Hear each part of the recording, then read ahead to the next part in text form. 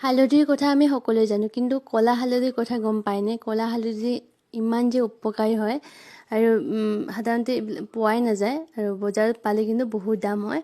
ময়ো জনা নাছিলোঁ ক'লা হালধিৰ বিষয়ে।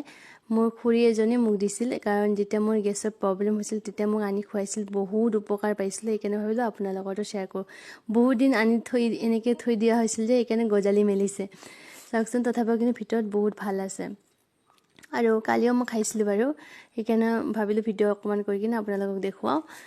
এই ক'লা হালধিখিনি যে অকণমান লৈ কিনে থেতালি তাৰপিছত গৰম পানীত বইল কৰি ল'ব লাগে, তাৰপিছত ৰঙা পানী বাহিৰ এনেকুৱা এইখিনি খাব লাগে, তেতিয়া গেষ্ট্ৰিকৰ প্ৰব্লেম নোহোৱা হৈ যায়। আৰু মাহেকীয়া প্ৰব্লেম থাকিলে কিন্তু নোহোৱা হয়, বহুত উপকাৰী হয়। আপোনালোকে খাব পাৰে, যদি খোৱা নাই, যদি আপোনালোকৰ ঘৰত থাকে খাব পাৰে, বহুত ঔষধৰ কাম কৰে। ভিডিঅ'টো কেনেকুৱা লাগিল কমেণ্ট কৰি জনাব।